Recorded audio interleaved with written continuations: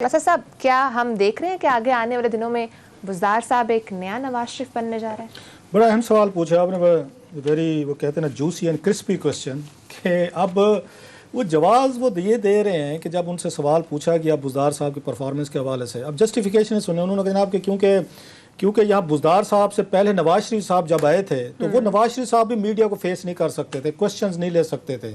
तो बुज़दार साहब के साथ भी वही मसला उन्होंने एक ऐसा बंदा ढूंढा है जो 1983 में रह रहा है, मतलब 1983 में नवाज शरीफ साहब आए थे ना।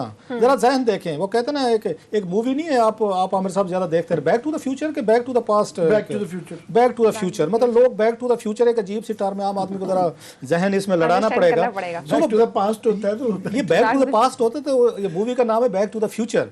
तो वही मेरे जहन में आ रहा है बैक टू द पास्ट के नवाज शरीफ साहब 1983 में आए थे और वो पॉलिटिक्स में आए थे, उस वक्त वजीर बने थे, पहले फाइनेंस मिनिस्टर थे, फिर 85 में वजीर आला बने। इमरान खान साहब का जरा कंपैरिजन देखें कि आज यहाँ 2020 में 21वीं सदी में वो बंदा 20वीं सदी के से भी 20 साल पीछे का लेके आए और फिर उसका दिफा कर रहे हैं कि सिर्फ एक चीज़ में कमज़ोर है, वो मीडिया को सामना नहीं कर सकते। It's a politics is all about facing the media, questions, queries और ये सारी चीज़ें। अगर बंदा आर्टिकुलेट नहीं है, वो चीज़ों को क्वेश्चन का जवाब नहीं दे सकता, अगर उसको कोई है तो फिर आपको चाहिए था, दुनिया भर में तरीके होते हैं, मसलन ये ज़रूरी नहीं होता nobody is born a genius, तो फिर आप उनके काउंसलिंग के सेशन करवाते, उनको कोई वहाँ पे बैठ के उनके साथ स्पीच कोई थेरापी के लोग बिठाते, उनको कोई बड़े बड़े लोग जी उनको करते, उनको समझाते, उनको बिठा के एक मिरर भी होती, थेरापी होती है कि मिरर के आगे बोला जाए, ये बड़े बड़े एक्टर्स करते हैं। Some time I do that कि मैं अपने आप को थोड़ा सा ठीक करने के लिए मैं करता होता हूँ। फिर आपको ये चाहिए था, ये लर्निंग जॉब है, ये आमिर साहब एक ना जॉब, एक आमिर साहब टर्म निकालते, इंटर्नशिप हो रही है, जैसे आप लेने के लिए आई थी हमारे पर 92 में और आपको नहीं मिली थी, तो ये इंटर्नशिप हो रही है कि सीखने का काम चल रहा है कि भाई साहब कि आप आएँ और यहाँ सीखें।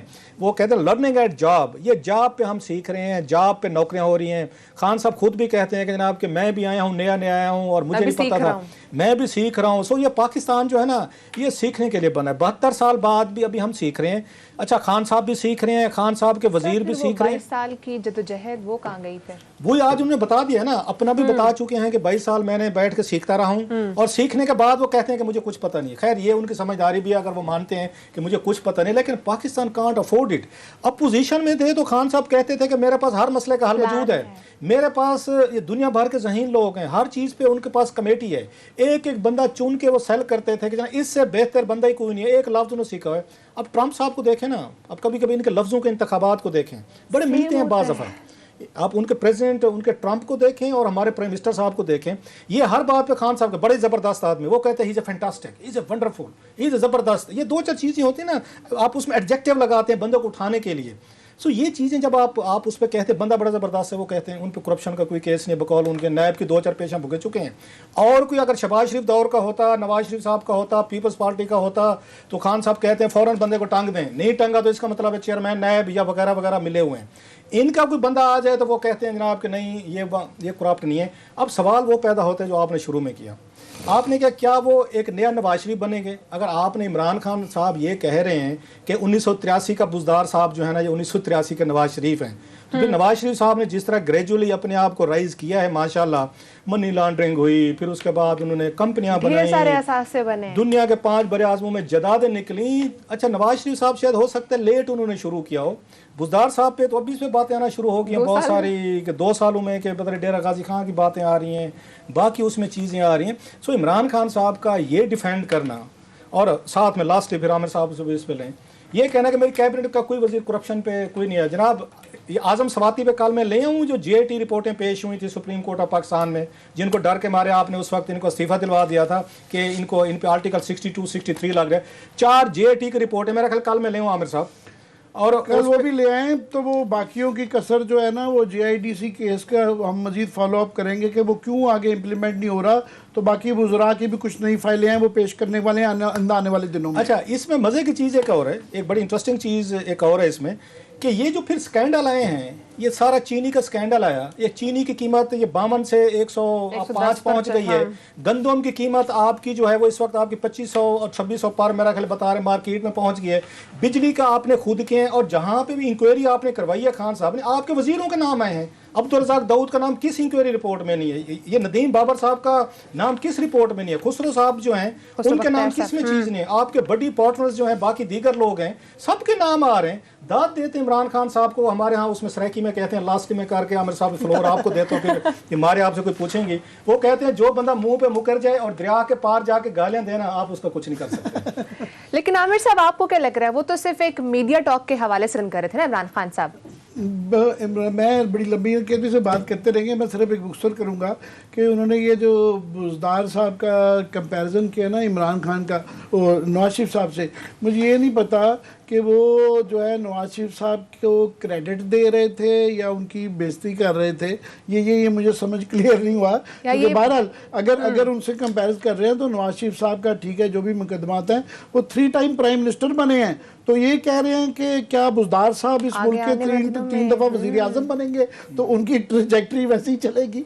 पर मैं आज ज़रा टाइम थोड़ा है, इम्पॉर्टेंट इशू है कि खबरें चल रही थी टिकर के ऊपर और सोशल मीडिया पे कि पाकिस्तान की जो सबसे इम्पॉर्टेंट पोस्ट मैं समझता हूँ प्राइम मिनिस्टर, और शायद प्राइम मिनिस्टर से भी कई दफ़ा ज़्यादा हो जाती है, क्योंकि उनका सारा सेक्रेटेरिएट, उसका इंचार्ज जो है वो उसका in charge principal secretary to prime minister है।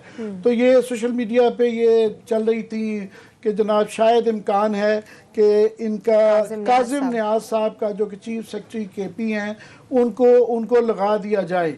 क्लासा साहब का पहले यही ख्याल था, क्योंकि वो आजम खान साहब का ये बहुत ज़्यादा क्लोज फ्रेंड भी रहे हुए हैं और चीफ सेक्रेटरी जाहिर है केपी में रहे हुए हैं। और भी तो वो उनके और मैं आपकी बात काट रहा हूँ, बड़ा टाइम है हमारे पास। और भी वजह थी, मैंने मारिया के डर से भी नहीं कहा था, क्योंकि मारिया भी पश्तून है। अब हम ये मतलब हमारे उस पे हम तो रिस्क नहीं ले सकते। हम जिस तरह ऑनरी सराइकी हैं, तो हम थोड़े से ऑनरी पख्तून भी है, हमारे पख्तून दोस्तों को कश्मीरी भी है। पख्तून, इसलिए मैं कहता था कि खैबर पख्तून से ही बंदा आएगा जिसने भी आना। नहीं, बहरहाल तो मुझे कोई एतराज़ नहीं है। काज़िम नियाज़ साहब जो है, मैं ना ही खुदा न खास्ता उनकी कोई इखलाकी कोई उन पे इल्ज़ाम लगा रहा हूँ सारा, कि बड़े अच्छे ख़ानदान से हैं, रजड़ 400 से हैं, और उनके वालिद साहब जो है प्रोफेसर जहांज़ेब, पश्तो के बहुत बड़े नाम है उनका। असद यार वली साहब बड़े खुश होंगे क्योंकि उनके कज़न भी हैं, और इनके काज़िम साहब को ये पता है कि उनके कज़न हैं? नहीं, ये नहीं बताया गया, मेरा ख्याल ये नहीं बताया गया होगा। हैदर रोटी साहब जो है ना, इनके ब्रदर इन लॉ के ब्रदर इन लॉ हैं। सो वो ANP के तो पूरे रिश्तेदार जो 400 जो है वो खुश होगा इसमें कि जाहिद खान, मुझे अब समझ आ रही है।